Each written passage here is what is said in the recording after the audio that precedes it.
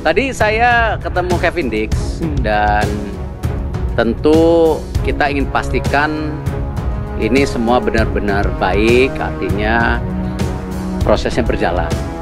Kan perlu ada tes kesehatan dan tentu bagaimana nanti proses kedepannya juga harus benar-benar sesuai dengan aturan.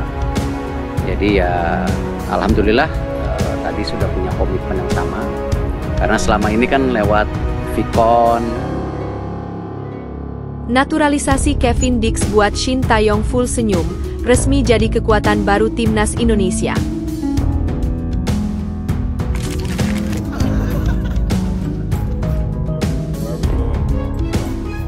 Tandi, too much money Tandi.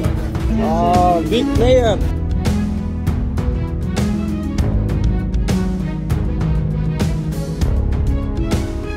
Tiba di Cina, para penggawa timnas Indonesia langsung nyaman dengan suasana kota Qingdao.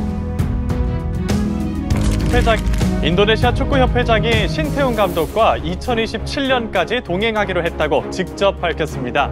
에릭 토히르 회장은 SNS에 신 감독과 악수하는 사진을 올리며 2027년까지의 대표팀 프로그램을 논의했고 함께 일하기로 했다고 썼습니다.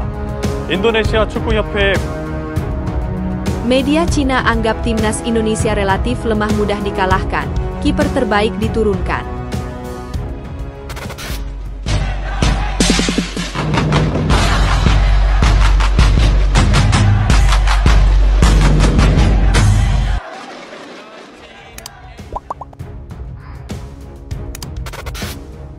Naturalisasi Kevin Dix buat Shin Tae-yong full senyum, resmi jadi kekuatan baru timnas Indonesia. Ketua Umum PSSI Erick Thohir menyambut kedatangan Kevin Dix untuk memulai proses naturalisasinya demi membela timnas Indonesia. Kevin Dix yang sudah diketahui berada di Jakarta sejak beberapa hari lalu telah diperkenalkan resmi oleh Erick Thohir melalui akun Instagram pribadinya. Makan siang sama pemain FC Copenhagen yang punya keturunan Indonesia, tidak lupa salaman. Selamat bergabung di timnas Indonesia, Kevin Dix, kata Erick Thohir dikutip Sabtu, 12 Oktober 2024. Dengan bergabungnya Kevin Dix maka pelatih timnas Indonesia Shin Tae-yong semakin bahagia. Bagaimana tidak, Kevin Dix menjadi salah satu pemain yang paling direkomendasikan oleh Shin Tae-yong sejak kedatangannya pada akhir 2019 lalu. Saat masih dipimpin oleh Muhammad Iriawan alias Iwan Bule, Shin Tae-yong menyodorkan nama pemain keturunan untuk dinaturalisasi. Tak mudah bagi Shin Tae-yong dan PSSI untuk memulai proyek naturalisasi tersebut. Bahkan dari banyak nama yang disodorkan, butuh 2 tahun bagi Jordi Amat dan Sandy Walsh untuk mendapatkan paspor Indonesia mereka pada 2022 lalu. Proyek naturalisasi ini pun dilanjutkan seiring dengan timnas Indonesia U20 yang menjadi tuan rumah Piala Dunia U20 2023 lalu. Nama Mees Hilgers pun keluar dan dikaitkan erat untuk memperkuat skuad Garuda Muda yang saat itu dipimpin oleh Shin Tae-yong. Sayangnya, polemik politik yang membuat Piala Dunia U20 batal digelar di Indonesia pun membuat Mees Hilgers memilih untuk memperkuat Belanda U21. Meski demikian, keinginan Mees Hilgers demi membela timnas Indonesia masih kuat. Sampai akhirnya Mees Hilgers pun resmi menjadi WNI pada Oktober 2024. Selain Jordi Amat dan Mees Hilgers, nama lain yang tak pernah disanggah oleh Shin Tae-yong adalah Kevin Dix. Kevin Dix disebut masuk dalam daftar pemain yang diinginkan Shin Tae-yong sejak 2020 lalu. Kini Shin Tae-yong pun semakin bahagia karena akhirnya Kevin Dix memulai proses naturalisasinya. Tentu jika tak ada aral melintang, peluang pemain keturunan Indonesia Belanda ini debut akan terbuka pada 2 laga kandang timnas Indonesia di November mendatang. Tiba di Cina, para penggawa timnas Indonesia langsung nyaman dengan suasana kota Qingdao. Para pemain timnas Indonesia dikabarkan langsung merasakan nyaman ketika sampai di kota Qingdao, Cina. Seperti diketahui, saat ini skuad Garuda tengah berada di negeri tirai bambu. Mereka akan memainkan partai keempat grup C putaran ketiga kualifikasi Piala Dunia 2026 zona Asia. Dalam laga itu, anak asuh Shin Tae-yong akan bertarung melawan timnas Cina. Laga tersebut akan dilangsungkan di Qingdao Youth Football Stadium pada Selasa, 15 Oktober 2024 mendatang. Rizky Ridho dan kawan-kawan sudah tiba di Cina sejak Jumat, 11 Oktober 2024 sore waktu setempat. Hal itu diungkapkan langsung oleh Ketua Badan Tim Nasional (BTN), Kombes Pol Sumarji. Pria berusia 51 tahun itu mengatakan bahwa ia dan rombongan timnas tiba di negeri Panda pada pukul 17 waktu setempat atau sekitar pukul 16 waktu Indonesia Barat. Ya, setelah melawan Bahrain kemarin kami langsung ke Cina dan tiba di Qingdao pada pukul 17 waktu sini, kata Sumarji. Kalau di Indonesia sekitar pukul 16 WIB karena perbedaan waktunya hanya 1 jam saja, jelasnya. Sesampainya di Cina, para pemain langsung berlatih terpisah. Sumarji menjelaskan bahwa para pemain yang tampil saat melawan Bahrain beberapa waktu lalu, kini hanya berlatih di pusat kebugaran atau gym. Untuk pemain yang tak tampil sama sekali pada laga tersebut, mereka berlatih di lapangan untuk menjaga stamina dan fisik.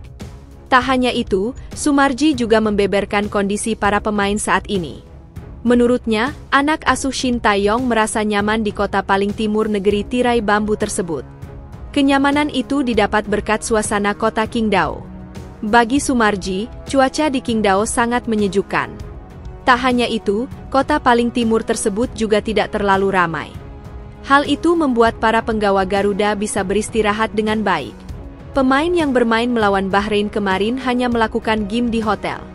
Namun pemain yang tidak bermain melawan Bahrain, mereka akan berlatih di lapangan. Enak banget kotanya, cuacanya juga enak dan tidak terlalu ramai, pungkasnya. Tim Merah Putih akan menjadikan Cina sebagai pelampiasan dari kegagalan menang melawan Bahrain. Pada matchday periode Oktober ini, timnas Indonesia menargetkan kemenangan atas Bahrain dan Cina. Akan tetapi, dari 6 poin yang ditargetkan, Indonesia baru meraih 1 poin. Media Cina anggap timnas Indonesia relatif lemah mudah dikalahkan, kiper terbaik diturunkan. Di sepak bola menang atau kalah adalah hal yang lumrah. Namun bagi timnas sepak bola Cina, kekalahan beruntun 3 kali begitu sangat menyakitkan bagi para supporter. Setelah mengalami serangkaian kekalahan tim nasional sepak bola Cina menghadapi pertandingan yang tidak bisa dilewatkan yakni menghadapi tim Indonesia yang relatif lemah. Demikian media Cina, Sohu, menggambarkan timnas Indonesia yang akan menghadapi Cina pada Selasa, 15 Oktober 2024, mendatang dalam laga lanjutan Grup C putaran 3 kualifikasi Piala Dunia 2026 zona Asia. Ini bukan hanya kesempatan baik bagi tim nasional sepak bola Cina untuk menghapus penghinaan yang mereka alami sebelumnya, tetapi juga momen kritis bagi mereka untuk mendapatkan kembali kepercayaan diri dan membuktikan kekuatan mereka. Untuk itulah, Cina akan menurunkan skuad terbaiknya melawan Indonesia. Menurut pemberitaan Beijing Youth Daily, pelatih Cina Ivan Hatzewski sudah memutuskan untuk melakukan perubahan besar pada susunan pemain melawan Indonesia. Di antaranya, kiper Wang Dalei yang performanya kurang memuaskan akan digantikan oleh kiper juara Liga Super Cina Yan Junling yang berasal dari tim Shanghai Haigang. Penyesuaian ini tentunya untuk meningkatkan soliditas pertahanan tim guna mencegah kesalahan yang sama dalam pertahanan bola mati dan serangan balik cepat. Berkaca dari performa tim sepak bola nasional belakangan ini, terlihat jelas adanya kekurangan baik dalam penggunaan teknologi dan taktik serta kondisi psikologis para pemain Cina. Apalagi pada pertandingan melawan Australia, tim sebenarnya lebih dahulu membobol gol Australia. Namun pada akhirnya Cina kalah dalam permainan bagus karena kelalaian pertahanan bola mati, gol jarak jauh lawan yang menakjubkan, dan kekurangan mereka sendiri dalam taktik.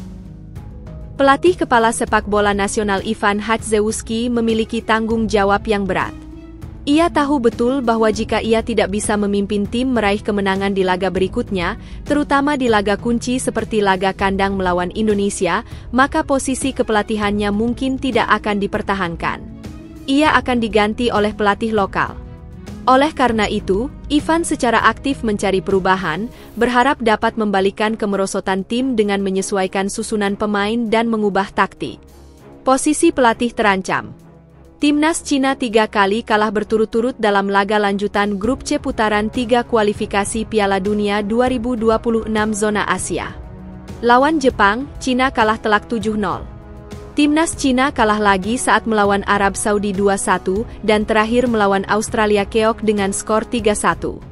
Buntut kekalahan beruntun itu, media Cina Sohu pada Sabtu, 12 Oktober 2024, mengatakan pelatih Cina Branko Ivankovic sudah dipastikan akan dipecat.